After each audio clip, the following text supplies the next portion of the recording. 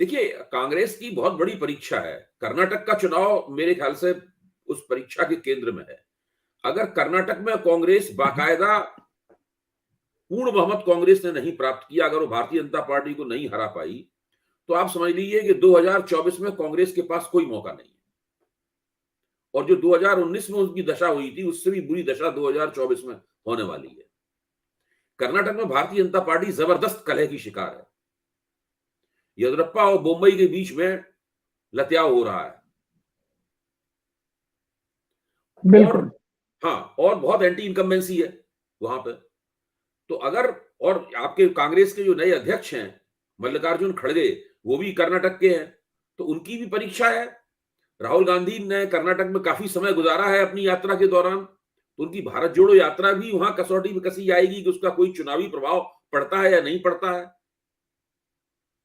भाई, कांग्रेस के पारंपरिक प्रभाव वाले इलाकों में से कर्नाटक एक है। तो वहां पे किस तरीके से कांग्रेस अपनी अपने पत्ते खेलेगी, कैसे किस तरह राजनीति करेगी, कोई गठजोड़ बनाएगी, क्या करेगी। वहां गठजोड़ बनाती है, उससे भी तय होगा कि भाई 2024 में कांग्रेस, उससे एक इशारा मिलेगा कि आप किस तरीके से सीटों के बंटवारे वगैरह करेंगे। अगर वहां आप बड़ा मन दिखाएंगे, लोगों से सीटों का आदान प्रदान करेंगे, ये भी कह सकती है भाई हम सब सीटों में चुनाव लड़ेंगे, हम सबसे बड़ी पार्टी है कर्नाटक की, और है भी कांग्रेस। तो बहुत, कर्नाटक का चुनाव कांग्रेस के 2024 की रणनीतियों के लिए बहुत महत्वपूर्ण है। अगर इतने आपसी कलह के बावजूद भारतीय जनता पार्टी वहां चुनाव जीत जाती है, तो फिर हम लोगों को कांग्रेस की संभावनाओं पर विचार करने में अपना वक्त क्यों जाया करना चाहिए। कर्नाटक बहुत अभय जी, महत्वपूर्ण है। इसके बिल्कुल। बाद में आइए अभय आप जी। राजस्थान के ऊपर। राजस्थान में जी। आमतौर पर एक पार्टी 2 बार लगातार चुनाव नहीं जीतती है, और वहां पे कांग्रेस के अंदर कलह है। भाजपा की स्थिति वही है जो पिछली बार चुनाव हारने से पहले थी।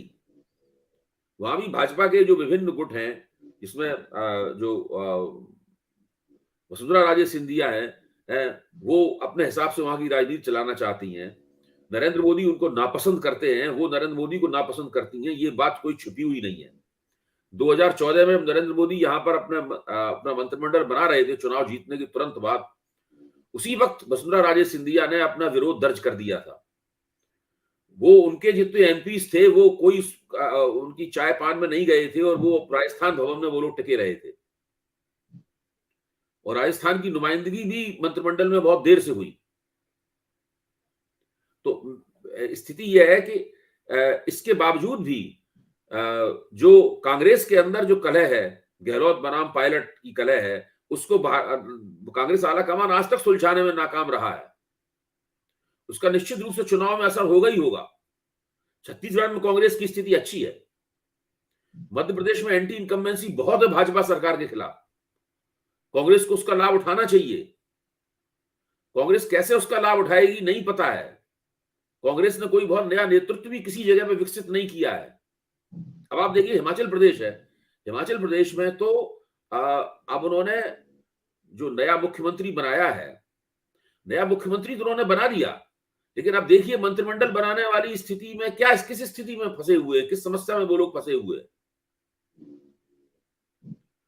तो कांग्रेस एक ऐसी पार्टी है जो एक जमाने में अपने कुशल और मजबूत आला कमान के लिए जानी जाती थी। यहां तक कि हम लोगों की आपत्ति ये थी कि पूरी कांग्रेस को उनका आला कमान ही चलाता है। और काफी केंद्रीकरण हो गया है कांग्रेस में। कांग्रेस के अंदर आंतरिक लोकतंत्र नहीं है। इस बात के लिए हम उनकी आलोचना करते थे। आज स्थिति यह है कि कांग्रेस का आला कमान कमजोर दिखाई पड़ रहा है। वो अपने क्षेत्रीय सूबेदारों और अपनी क्षेत्रीय शक्तियों को नियंत्रित कर पाने में, विनियमित कर पाने में और अपने दिए हुए एजेंडे पर चलाने में नाकाम है। उसके मुकाबले कांग्रेस के अंदर जो खूबी हुआ करती थी, जिसको हम लोग आलोचना किया करते थे इस खूबी की, वो भारतीय जनता पार्टी के अंदर ज्यादा कुशलतापूर्वक दिखाई पड़ रही है। भाजपा का आला कमान मजबूत है। वो क्षेत्रों में जो गड़बड़ियां वगैरह होती हैं, उनको वो अपने तरीके से उनको निपटाते हैं। अब कर्नाटक में वो कैसे निपटाएंगे ये अभी दिखाई नहीं पड़ा है हमें, लेकिन मुझे यकीन है कि मोदी और अमित शाह मिलकर, एक तो अमित शाह ने अभी वक्तव्य दिया है कि कर्नाटक में नरेंद्र मोदी चुनावी मुहिम का नेतृत्व करेंगे। जब नरेंद्र मोदी चुनावी मुहिम का नेतृत्व करेंगे तो फिर येदियुरप्पा बनाम मुंबई का कलह जो है वो थोड़ा उतना प्रभावी नहीं रह जाएगा। लेकिन यही भाजपा का आला कमान हिमाचल प्रदेश के कलह को दूर नहीं कर पाया अंत तक। यहाँ तो नरेंद्र मोदी ने व्यक्तिगत रूप से फोन कर करके लोगों से कहा कि आप अपना वापस ले लीजिए, लोगों ने उनकी बात भी नहीं मानी। निजी तौर पर नरेंद्र मोदी ने फोन किया कि आप मत पर्चा दाखिल कीजिए, लेकिन फिर भी वहां कलह इतनी ज्यादा थी कि लोगों ने नहीं मानी। नतीजे के तौर पर भाजपा वहां चुनाव हार गई।